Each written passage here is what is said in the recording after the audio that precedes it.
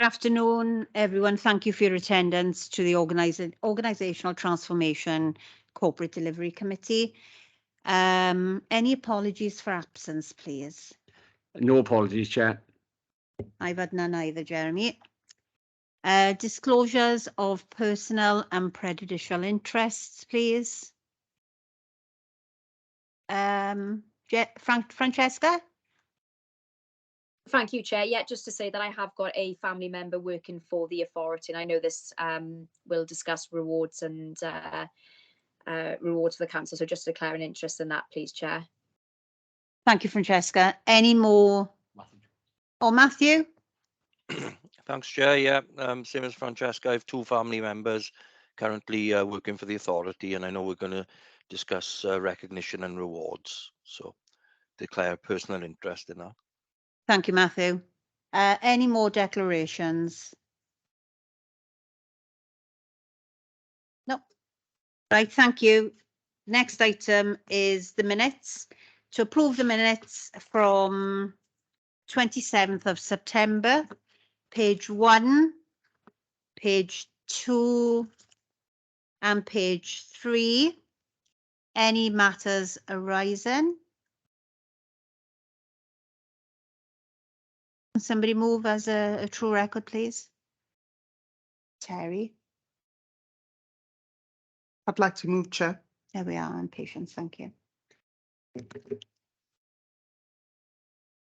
Thank you. And now we move on to item 4, which we've had a report. It's reward and recognition on the work plan today. Who's the officer, please? Rachel. Hiya, Rachel. Hello. Good afternoon, all. I'll pass over to you. Thank you. Thank you, Chair.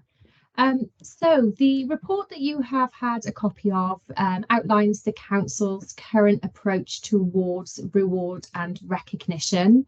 What I might do is take some of the chunks, if you like, in order, and then pause briefly after each for taking any questions or comments that the committee members may have, and then perhaps there could be a general discussion at the end of that. So the single biggest influencing factor, as you will no doubt be aware, in terms of reward is pay.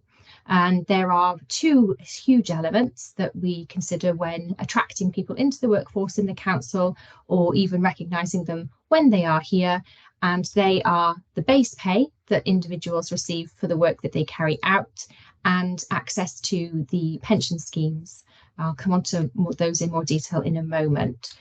We follow the National Joint Council for pay for most of local government staff, with some exceptions which are outlined in paragraph 2.2 of your report. Notably, teachers are the biggest group that the NJC does not cover. And our pay spine of 43 spinal column points on the national scale is exceeded in Swansea. There are an additional 6, and you have the full range there of the £10 per hour through to £27.99 in the report. And the way in which we determine how employees are paid, depending on their job role, is through a process called job evaluation. And the council can control the way in which posts are graded and scored and ranked ordered, and then applied against the structure of the grading scheme to determine overall pay levels. We have honoraria payments, which are sometimes given when staff individually may be carrying out higher graded duties.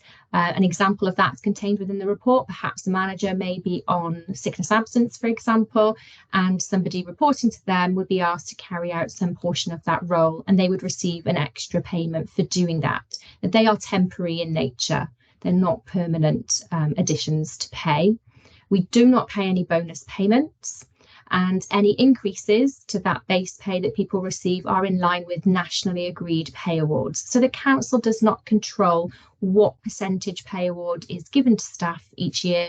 We rely upon national bargaining with national employers and trade unions to determine what that percentage is. And we are currently awaiting for outcomes of ballots from the 3 trade unions that are responsible for NJC pay negotiation. And we're hopeful that we will hear an outcome on that soon. So that's for April 2022.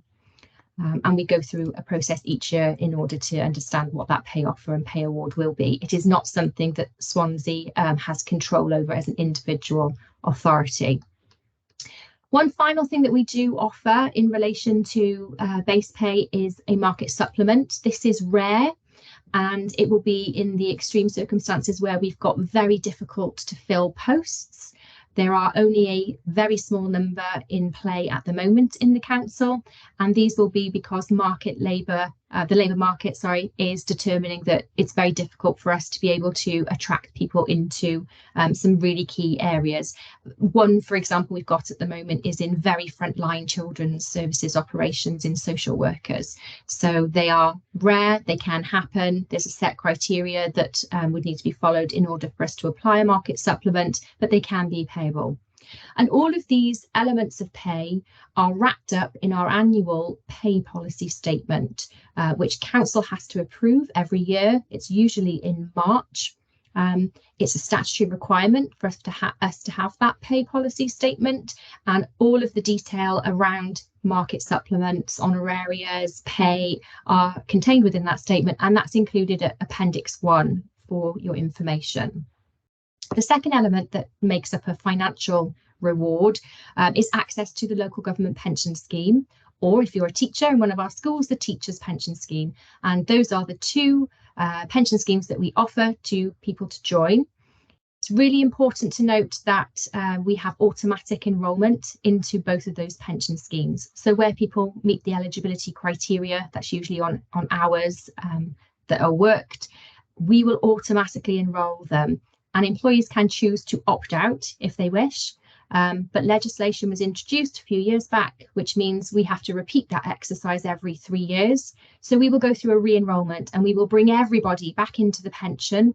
We've just carried that out in July this year. And again, people can choose to opt out if they wish. But generally, we see about 20 to 30% of people who choose to stay in the pension as a result of automatic enrolment, which is really positive when we're trying to encourage people to be saving for retirement in their older years. The benefits that you get from being in the LGPS or the Teachers' Pension Scheme do outweigh the contribution that employees make, and also the employer makes a significant contribution to the pension scheme on behalf of those employees. And if you wish, somebody in the scheme would be able to purchase additional voluntary contributions to top up those pension benefits. So we do encourage high take up of the pension scheme for the long-term benefits that it provides for staff and their families. And we, as I say, have a small number that choose to opt out. I'll briefly pause there because I'm conscious I've rattled through quite a few separate elements, just in case at this point there are any particular questions or comments that you wish to have on the pay element before perhaps we move on to look at terms and conditions. If that's all right, Chair. Thank you, Rachel. Joe, Councillor Hale. Yeah, thanks very much. Sorry for coming in a bit late as well. I had problems getting from one Teams meeting to another. Yeah, you just mentioned about market forces and some areas where it's difficult to employ. Were you talking around a sort of a recruitment and retention scheme where you pay a higher rate of pay to get people into the sector? Yeah, so at the moment, it's not a golden hello. So it wouldn't be a one-off bonus payment that we would make of, say, £3,000. It would be a monthly addition to your pay. Sorry, I'm getting some feedback, I think, on the call. So the market supplement would be applied for after some criteria have been gone through around. We've tried to recruit on a couple of occasions. We have failed to recruit. It would apply to a job role. It wouldn't be to an individual person, for example, who wanted to try and renegotiate pay on coming in. And it would be for a time limited period. And we would therefore need to reflect on how things do change, because with ebb and flow, sometimes there are higher numbers of candidates coming through in a certain field.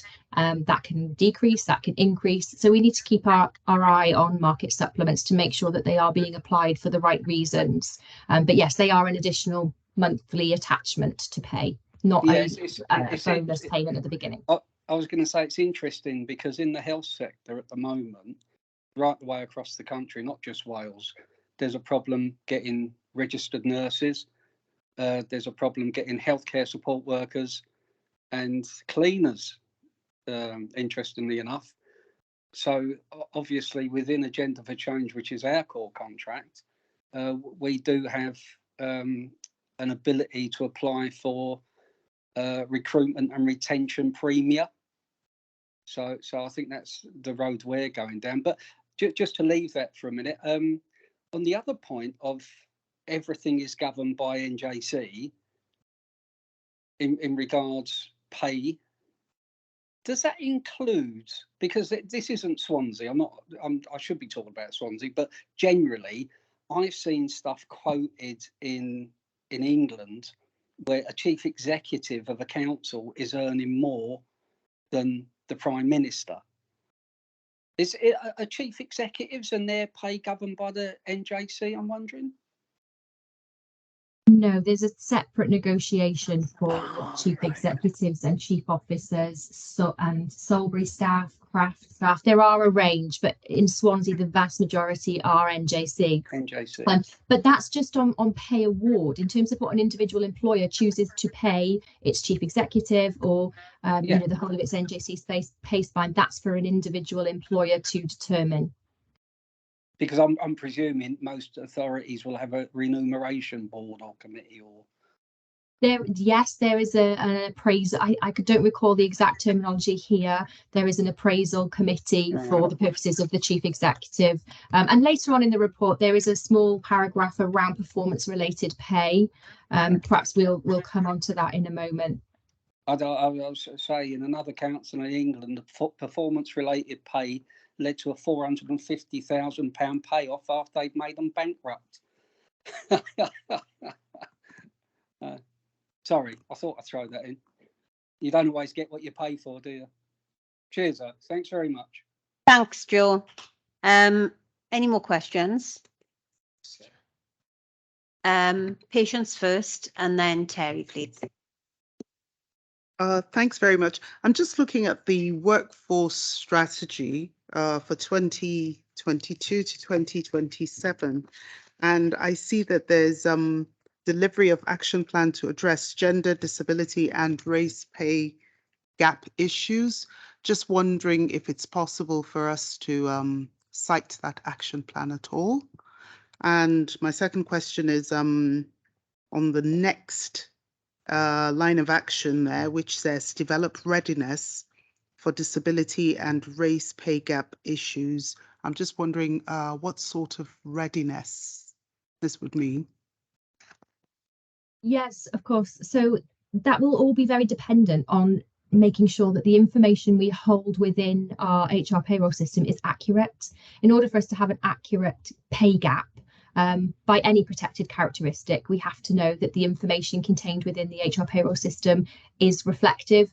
And whilst when people join the organisation, ask them to complete a form around their sensitive data and disclose if they're happy to on various categories, there's a number of employees that will have been present in the workforce for a very long time, and it's possible that we have a percentage of the workforce that will either never have completed that data information because it wasn't required at the time of their joining, or it may be inaccurate for some reason as years have gone on. So as we're moving towards a new HR and payroll system, Oracle Fusion, in the new year, then it will be timely for us to make sure that we are business ready, so to speak, by doing a bit of a data cleanse and some recapturing of that information, so that when we do the analysis on the pay gap, we're confident that the information that's in there that tells us what that pay gap is accurate and can be reported with confidence.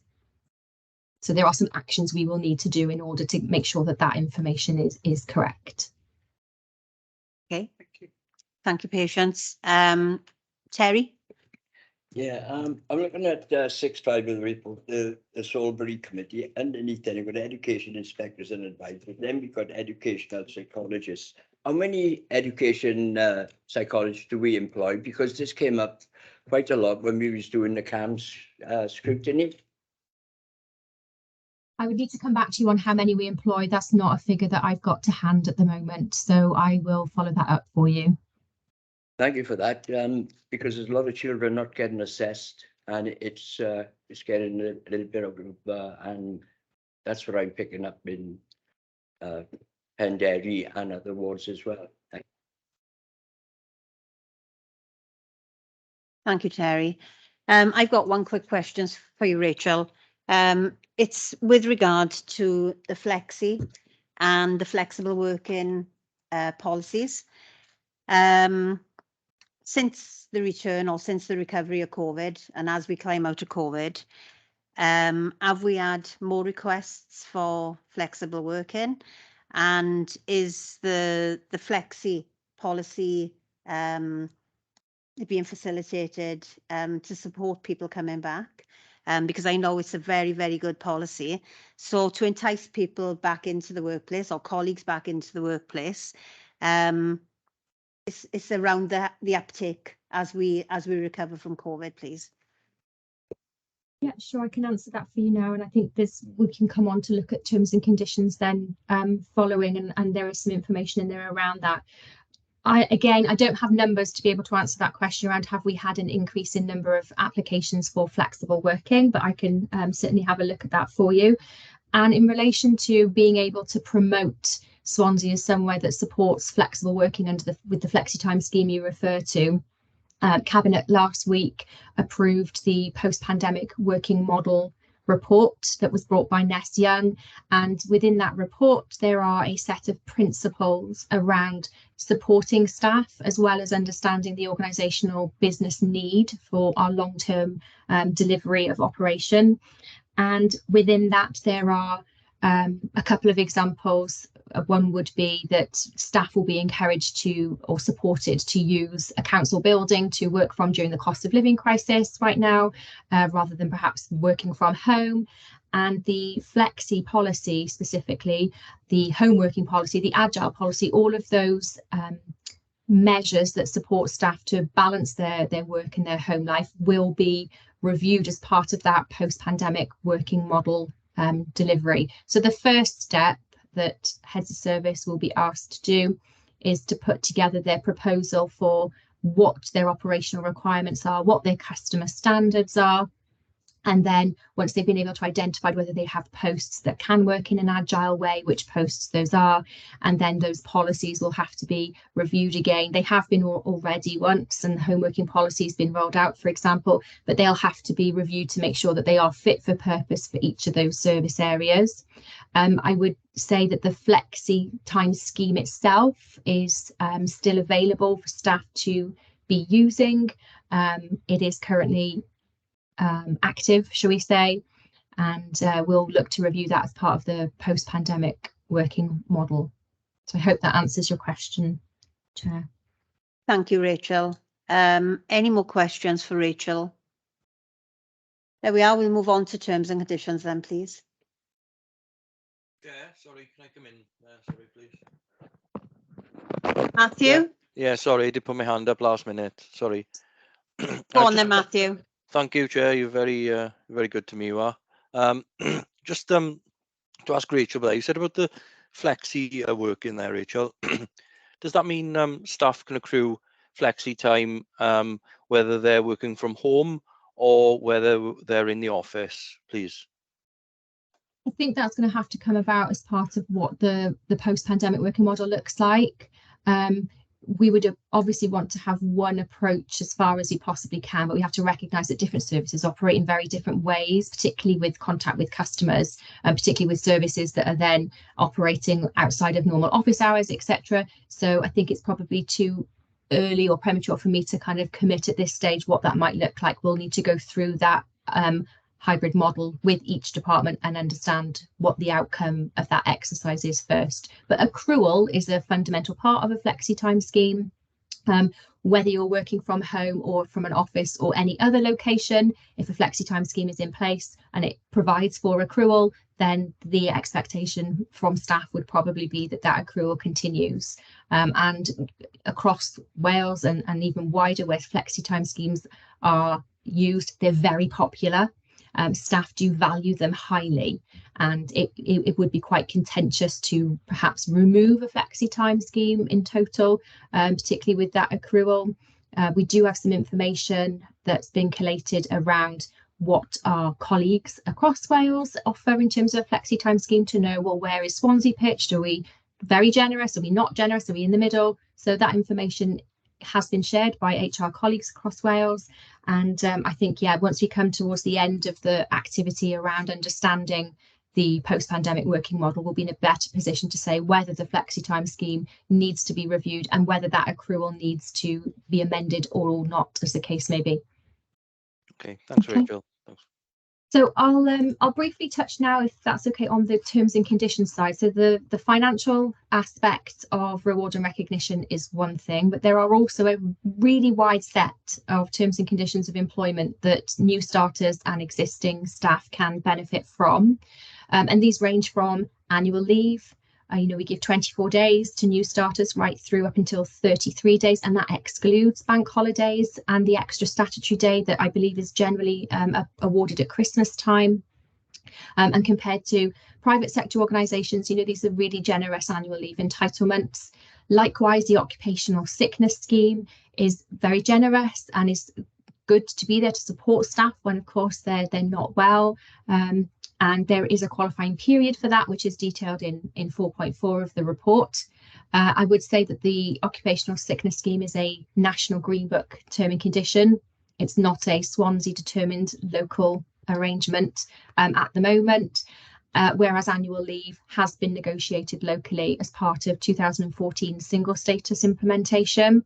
So if you were involved or aware of that back at that time, that was where Swansea Council plus trade union representatives locally here agreed or worked towards implementing a new set of terms and conditions for staff, and annual leave would have been incorporated in that. Sickness is national, like I say. And then there's also a really wide range of flexible working opportunities, which we've just touched on talking about the flexi time scheme. The council is supportive in having staff apply for part-time working, job share, term time, career breaks, a whole wide range of options available to support that work-life balance.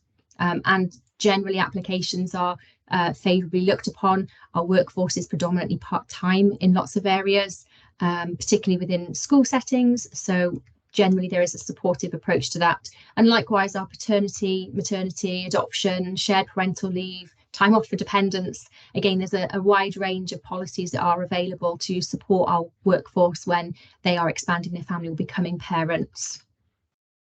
And sitting alongside the terms and conditions, we also have access to other non-financial benefits in terms of we don't pay for these. We launched just now in September a new employee benefits platform. It's called Eden Red, and this gives staff access to salary sacrifice schemes such as cycle to work, car leasing. There's also a discount card program called My Advantages. So this will give staff discounts on retail, on leisure, on health, I believe, as well. And generally that will come in the form of, say, 5% off your Sainsbury's shopping with a gift card, for example. There are also things such as mobile phone discounts through our contract with EE, First Cymru bus travel discount, access to the Civil Service Sports Council, and also what's really pleasing is a wide range of locally agreed discounts in Swansea at our hospitality venues, childcare and play, leisure, etc. And these are promoted on the intranet, and managers are asked to cascade that information where there are colleagues who are not able to access the intranet with particular ease. I mentioned earlier that we don't reward financially on the basis of performance, where we were talking about performance-related pay, with the exception of chief officers. Performance management policy is expected to be adhered to by everybody in the organisation, but those who are on NJC pay spine are not performance-related pay employees, and they will have annual increments in terms of their salary progression without that dependent on their performance. That does not detract from the expectation around performance is really important. It's really important that we recognise when things are great, and also we identify areas for development. So the performance management policy on the intranet, and that managers are familiar with, is very detailed and talks a lot around how it's incredibly important for us to make sure that we are saying thank you and recognising where we can, and also tackling those areas of underperformance as and when they arise. There are just a couple more items on here which I'll quickly run through before, again, perhaps pausing for some comments and some questions. You'll see in section 7 that staff feedback hasn't been done in some while in terms of a big survey across the organisation. 2018 was some time ago. Clearly COVID has impacted on being able to do that in the last couple of years. And whilst the responses to that staff survey on how do you feel about the recognition you get for your work, the number had increased on the previous year, there's always work to do. And we need to think about, and this is in some of the recommendations for later on, or considerations for the future, we need to really think about how do we go and ask that question again? How do we ask people, why are you still here? Particularly when things are so competitive to go and work elsewhere. What's kept you at Swansea, and what is it specifically around reward and recognition that that you value? And I think that the workforce strategy that's just been adopted and signed off by Cabinet will really help us to understand that, you know, having a commitment to reward and recognition is clearly really important if we want commitment and high performance from our staff.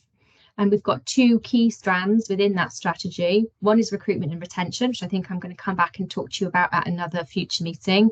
And the other is recognising performance, which is what we are talking about today. So there is a commitment within the workforce strategy to address some of these issues, make some improvements and add some new things. But as you would expect, there's always more that can be done. And I will pause now before perhaps I share with you some of the future considerations to see whether there are any more questions or comments.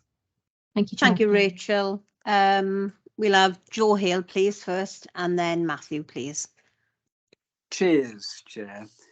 You just mentioned the high percentage of part-time workers. Yeah. Yeah. Would you say they were generally female and low paid? And they will paid? generally be female. Yes. Key workers. Yes. Because it was unfortunately, from most organisations, public sector anyway, it was mostly low-paid workers that were the key workers during COVID, because most other, say, more senior people weren't needed, so that they tended to work from home.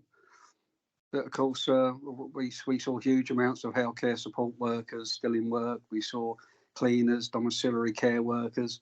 I'm just wondering, in the long term, I know this might be a short-term or medium short-term, medium report, but in the long term, how are we looking to reward those now identified as key workers and the ones that saw us through COVID, really? And will we eat away at this? Because I do recognise that the strategy over many years has been, well, in public sector anyway, we've seen whole-time substantive posts. When an individual has left, they've been replaced by not a substantive post, so they've been replaced by part-time or less than what I'd call part-time is half the hours of a full-time substantive post, but sometimes even less than that. And I know that creates greater capacity within an organisation, but I'm not sure that it does much for the local economy, because full-time jobs are now at a premium. But sorry, I've thrown loads into that. But the main point was, how are we going to address the low-paid female worker?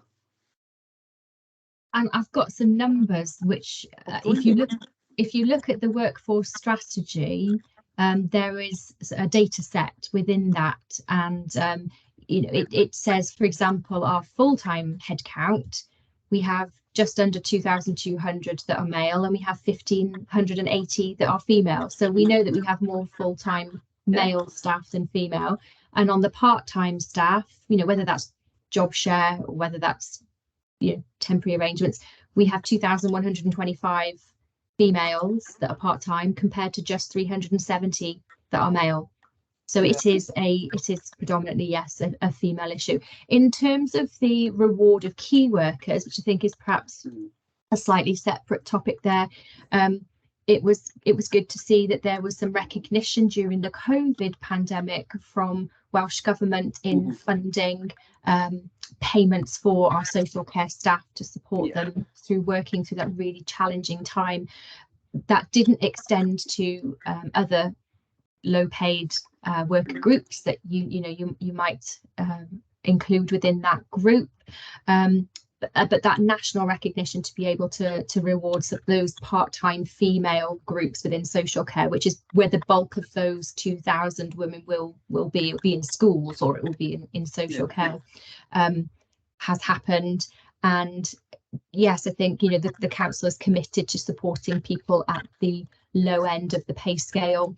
The national pay offer that has been balloted on right now by members gives a more heavily weighted percentage increase to those at the bottom end of the pay spine as opposed to those at the top. So yes, there are efforts and recognition that key workers or low paid workers in general do need to have support. Yeah, I'd say it makes, for me, it makes common sense. If you're at the lowest end, obviously the money that you're earning is maybe going to pay for something you can do locally. I mean, economics isn't it's not hard to grasp, is it?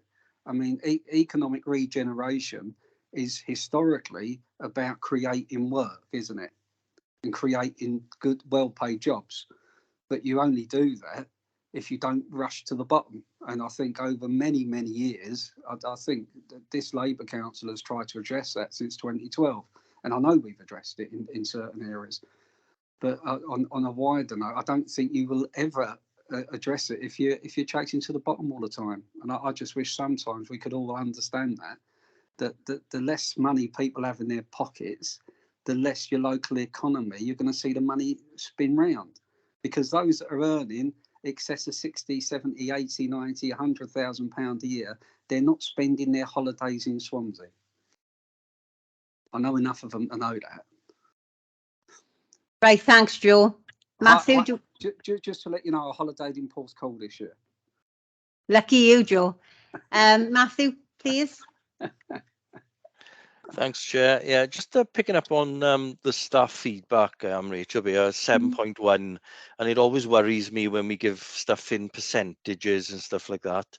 77% answered positively, as opposed to 75% in 2017. And obviously, 75% could have been 3 out of 4 people asked, couldn't it? Realistically, out of the total workforce that Swansea Council employs, and I wouldn't dream to know the figure, whether we're employing 5,000 people, or in the realms of, one, would it be beneficial to know how many people actually engaged in a survey? And two, we'd know then how many people failed to engage or couldn't engage, because a lot of these surveys tend to be online, don't they? Or send a link out to somebody's email address, and that doesn't necessarily lend itself well to frontline services who don't tend to work behind a computer. Our refuse collectors, our litter pickers, our teams on the streets and stuff like that. So I think we have to be careful when we report back. I think on percentage wise, yes, it looks great that 77% of people answered positively, but 77% out of how many people that were asked. You see these adverts for skin creams, and like 98% of people reckon they work amazingly, and they've only asked 4 people. So I think it's important that, one, how do we engage with people who don't necessarily have the option, of an email address or something like that, and how do we encourage people to engage? Because unless we're hearing from the workforce, what they actually think and a true reflection of what they actually think, that's the only time we'll know whether we've got a happy workforce or not. And for the people who answer maybe not in a positive light, like the 23% of people, then what are we doing to maybe address some of the concerns or issues that they have? It could be just a case of, I'd love to go on the flexi scheme, but my manager won't let me. And it's a case of, well, I know a lot of these things are done anonymously, but it's a case of, is that just a question? Is that just a conversation that somebody has to have with somebody else because they're too frightened to have it? So that's just my point on that. That's all. Yeah, no, I think that's absolutely valid. The percentages is only good as the number of responses that you had in. Absolutely. I haven't been here to experience a staff survey yet. I understand though that for those who don't have access to the network or an email account, paper copies have been taken to different sites in order for field-based staff to be able to complete, and then they have been collected in as well. But you are right, survey fatigue is really quite common now, and I think over COVID as well, lots of employers made a lot of effort to try and ask people, are you okay, how are you feeling, are you coping? And you can almost ask that too many times as well, and then you'll get the tail off of people who are disengaged and thinking, well, I'm forever filling in a survey, so I won't engage in the future. And it's an opportunity for us to think about, how do we engage with staff? What does that annual survey need to look like? Does it need to look like something totally different that hasn't been done before? And so we will need to think about how to either relaunch it or reframe it in a slightly different way to capture as many views as we possibly can, but more importantly, where people feel that the responses that they then give lead to action. Because equally, as well as not replying, is the feeling of, well, does my voice count? Is it heard? Because I don't necessarily see an action at the end of it. So whatever we do put out, that will need to be very clear that actions need to come from it, and then they need to be enacted upon. Terry, come on then. We had a meeting recently in this room, and they did a presentation on what they call trios, where 3 members of staff got together. 2 members of staff and someone from the Welsh Audit Office, and they what they put over to us is they have done a big survey of staff, and I was wondering if our colleague has had any input into it, or does she know anything about it? It's called trios. I haven't heard of that, I'm afraid, no. But if you have a name, then I can speak to. I will look into that. Although I think Marlin might have a comment to make on that, Chair. Marlin? Yeah, Oh, sorry. Chair, would you like me to come in there? Yes, please, Marlin. Good afternoon. Rachel, this was an exercise that we completed with Audit Wales, but it was before you started with the authority. It was shared at leadership team, which, had you been in the council at that time, you would have had sight of it, but I can certainly forward it on to you following this meeting. Thank you.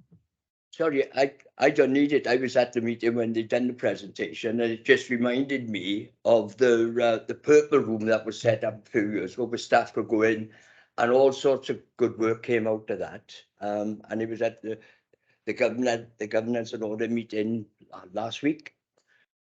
Just for information, that is, I'm not asking a question on it, but if we do any service, I think it's important that we all know, and all the staff knows exactly who's doing what service, where and when. Thank you. Thank you, Terry. Thank you, Marlin. Leslie? Yeah, thanks, Chair.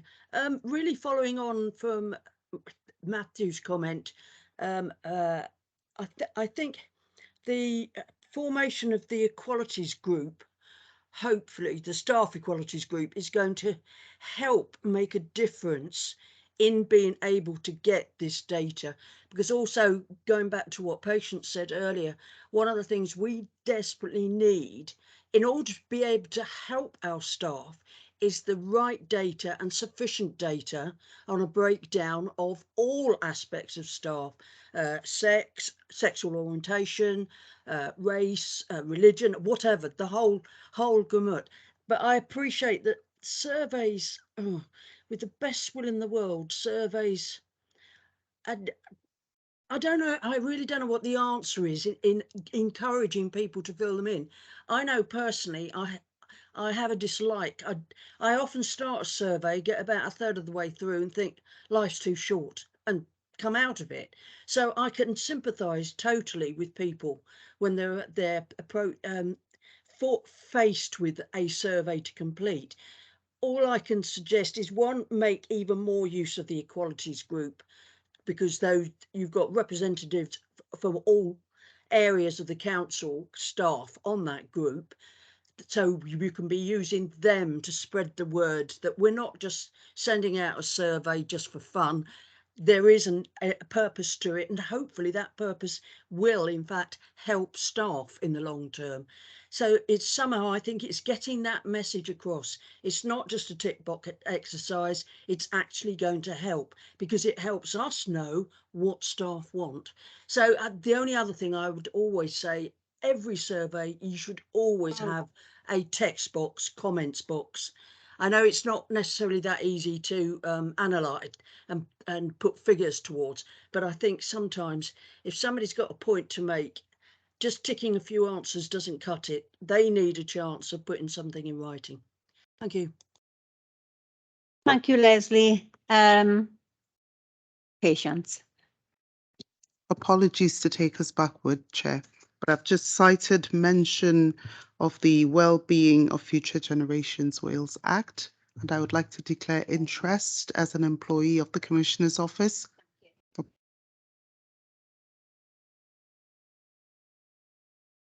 Interest. Joe, before you come in, I'm going to ask a couple of questions, okay, and then I'll bring you in.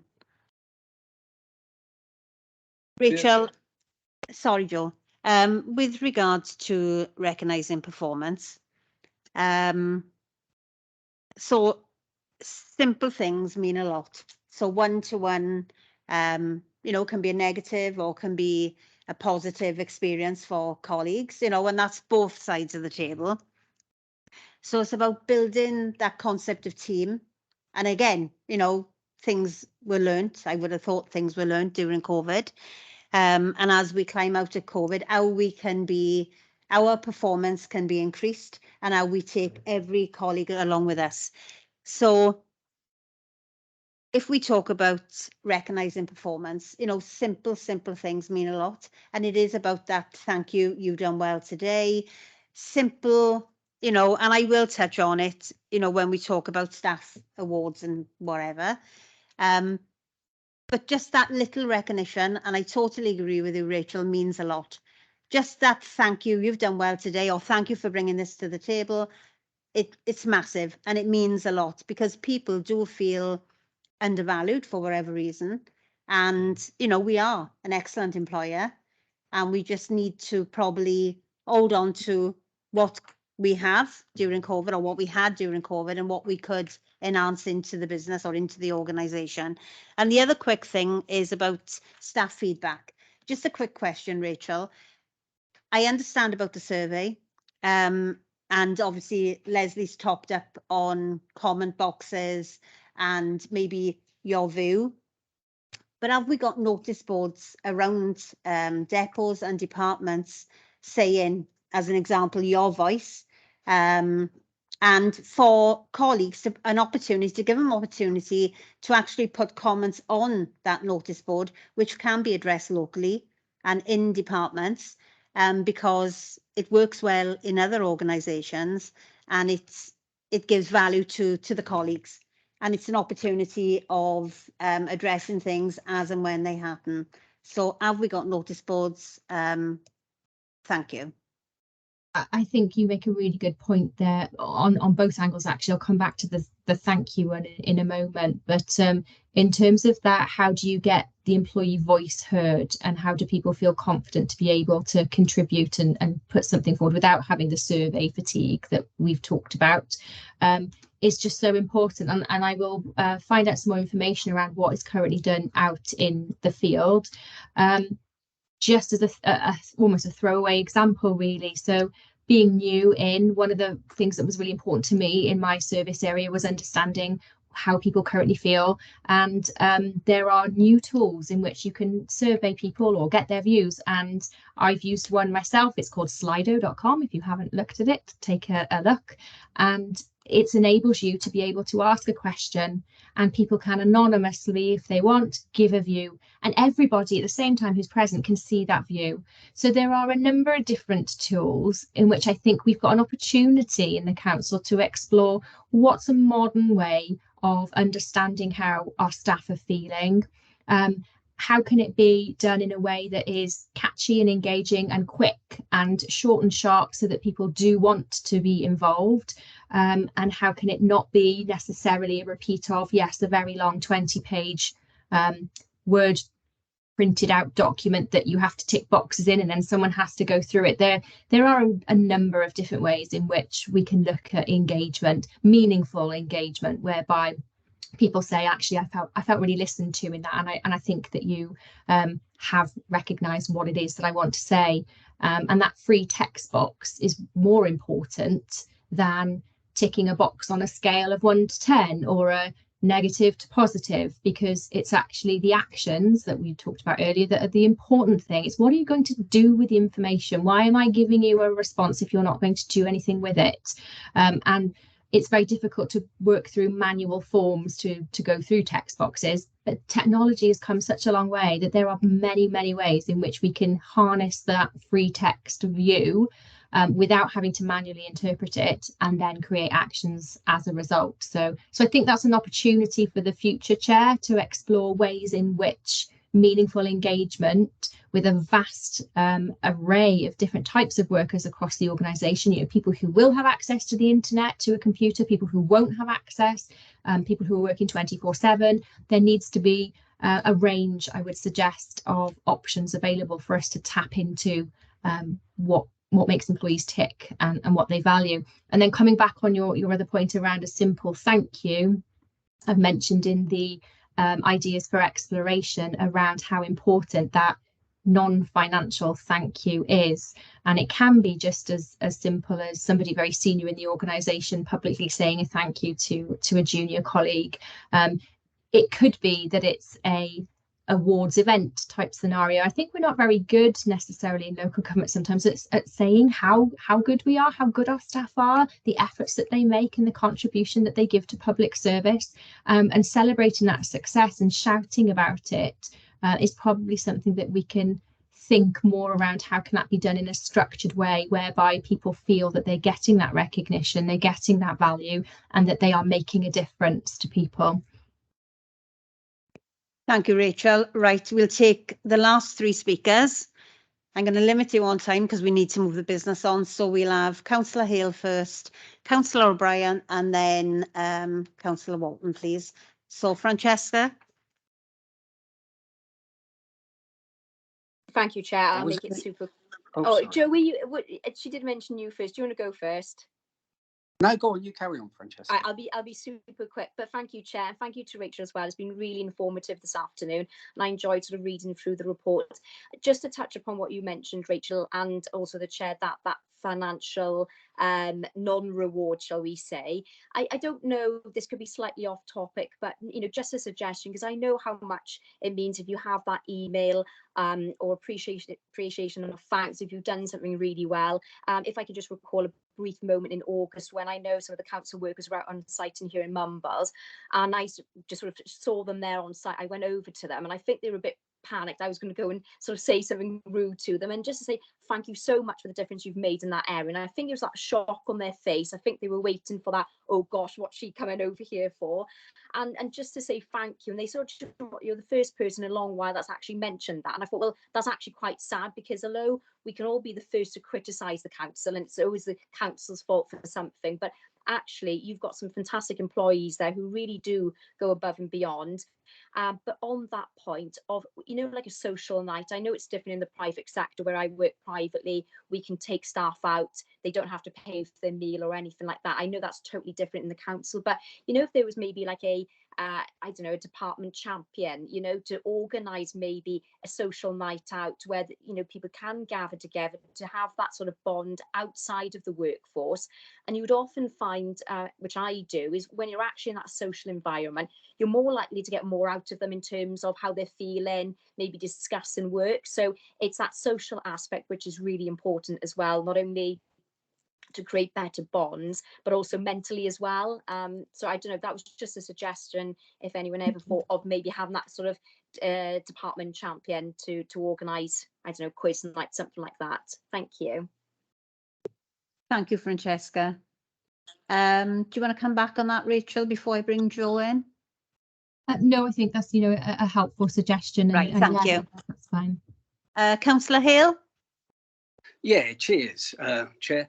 Just following on from that, I know something that that's been done in other areas, and that's the senior team. I don't know, it was alluded to as the leadership team, maybe doing a day in our shoes, because I know for a fact that works. And I'm not talking about every councillor, I'm talking about maybe the executive or the cabinet members. Doesn't have to be physical work. It could be backroom staff. It could be, you know, working in an office for a day. But I know that's gone down well. So that's a suggestion for you. Another one is maybe setting up some staff survey groups in different directorates so they could come together. So that would be trade unions, management and shop floor staff. I know that that's worked elsewhere in the UK. And the only question I've got very quickly is, do we do exit interviews when people are leaving? Yes, yeah, exit interviews are issued as standard. Excellent. I hope you like my suggestions as well, though. Thank you. Thanks, Joe. Leslie? Yeah, just on Joe's point about groups, I think that's really what the qualities group is going to be looking at. They are going to be the people who are going to gather information from staff in their areas. So I think that's part of what their remit is going to be. Yeah, the other thing I forgot to say, just going back again to survey fatigue, some information we only need to get it the once, or probably only need to review it every few years. I was just wondering if there was any way of being able to identify someone, a specific member of staff had filled in a survey without actually breaking confidentiality of who that staff member is. I know in the past, I think they've used staff numbers. So, you know, staff number 475 has done it. You don't know who that number belongs to, but you just know they've done it. So instead of having to keep sending out the same kind of survey again and again to the same people, they might be able to turn around and say, I've done this, that's it. Thank you for the suggestion.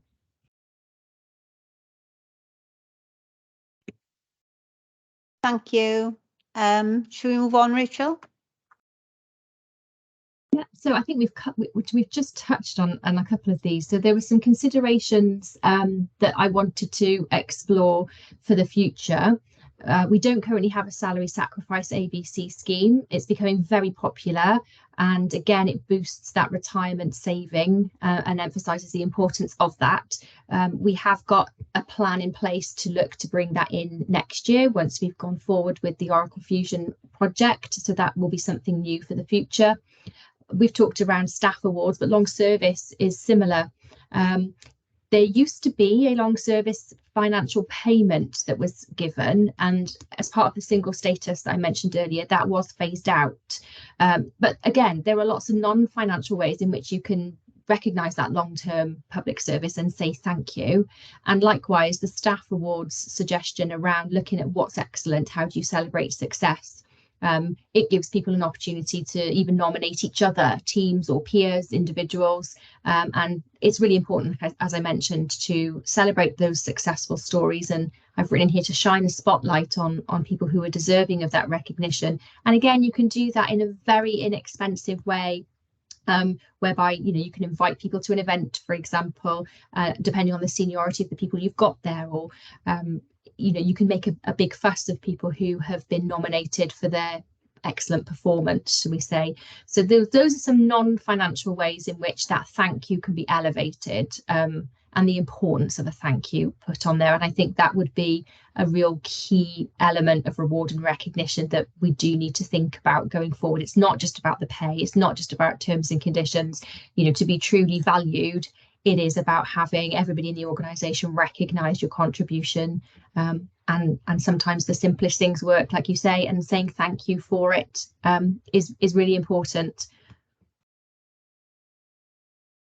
Thank you, Rachel. I'll call Matthew in, and then I have a question for you. Matthew? Yeah, thanks, Chair, again. Me again, sorry, Rachel. I'm just picking up here now, as you said, the long service award.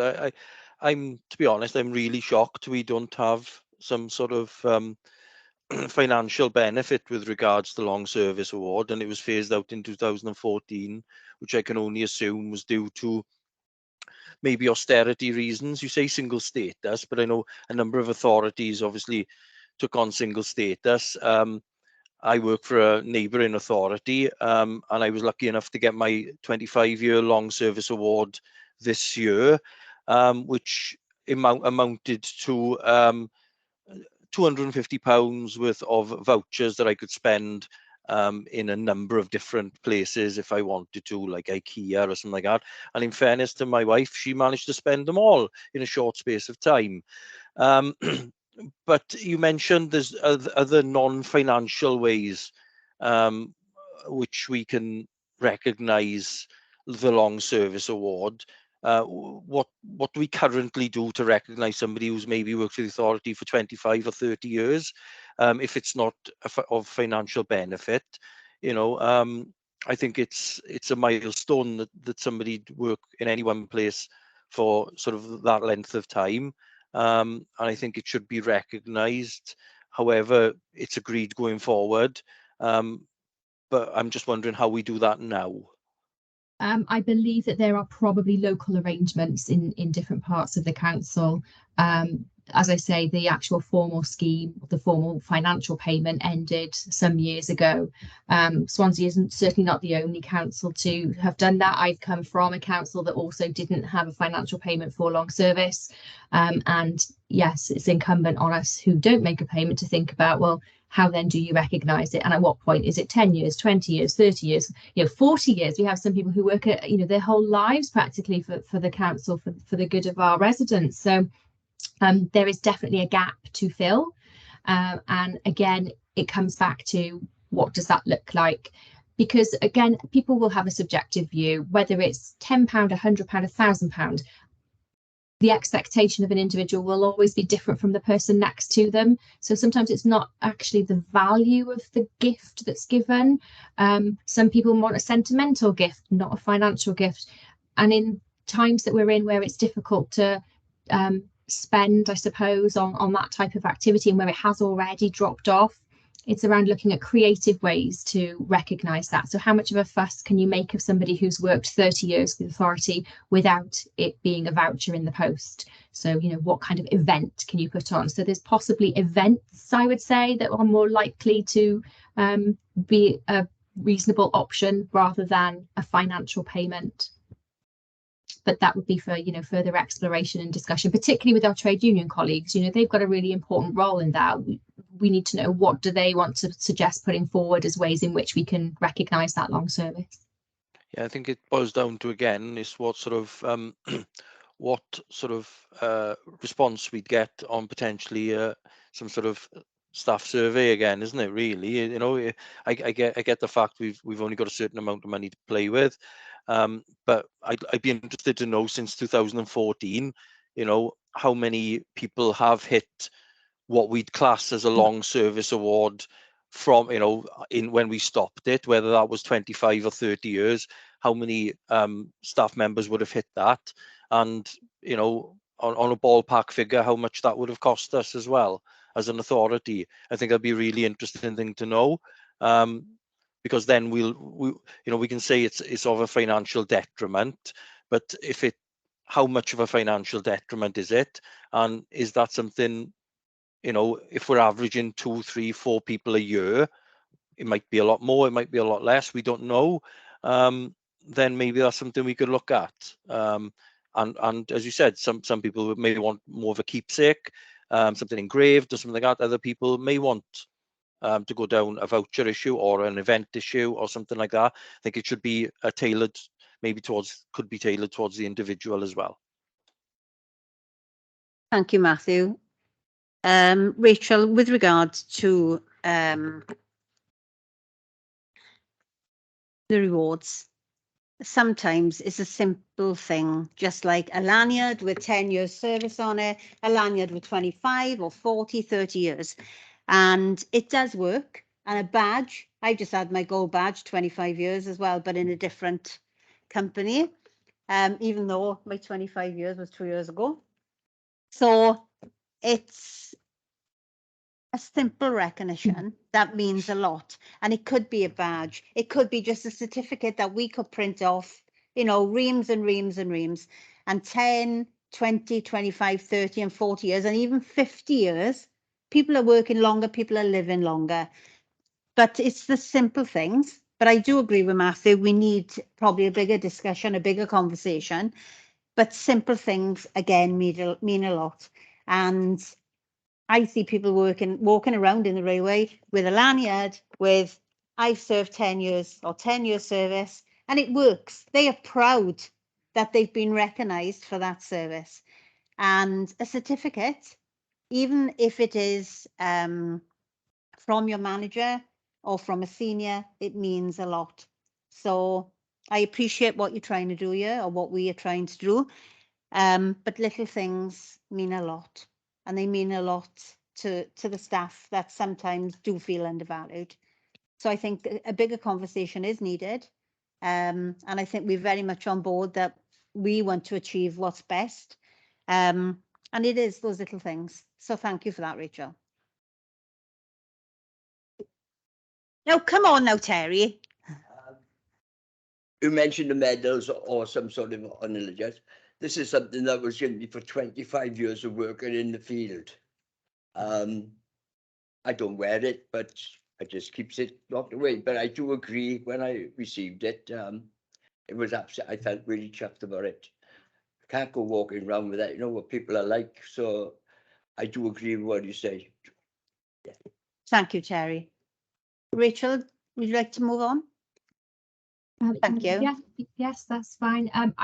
Unless there were any other considerations that you wanted us in HR to explore alongside the workforce strategy, or to even include in future years, or when we refresh the workforce strategy, the focus for me was going to be around that non-financial benefit, that thank you, that recognition of long service, and also that staff value in terms of performance and contribution, rather than perhaps the pay side of things, which we know is very set nationally, and we are committed to national pay negotiation, and also the terms and conditions, which are pretty fixed and have been in place for a very long time. So if you take aside the terms and conditions and the pay, the area which I think there's greatest opportunity to influence is in that thank you and in that recognition of performance and service. Thank you, Rachel.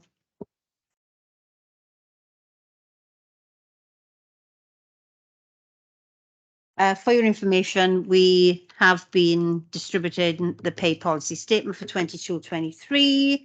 I don't know whether anyone wants to raise anything, or Rachel or Marlon wish to contribute in any way, but it's for reference, okay?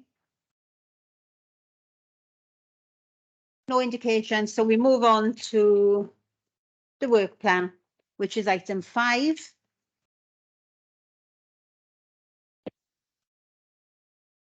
So scheduled for the 22nd of November, we have agile working. And then 20th of December, we have recruitment and selection. And then 24th of January, transformation. I would suggest that that work plan currently is enough for us to be getting on with. And to be scheduled, obviously, we've got the customer contact strategy, and Swansea as a first human rights city, and of course, co-production. which I know everybody here has a passion with, the co-production. So I would suggest we are where we are. There has been a request that we move the meeting forward to possibly, the suggestion is 9 o'clock on the 22nd of November, because there's other things being delivered in the business in the afternoon. So a request has been made that possibly we move on to 9 o'clock, but it hasn't been agreed. So we will inform you in the next couple of days of what the actual time of the next meeting will be. But it's out of our hands because there's been another diary edition.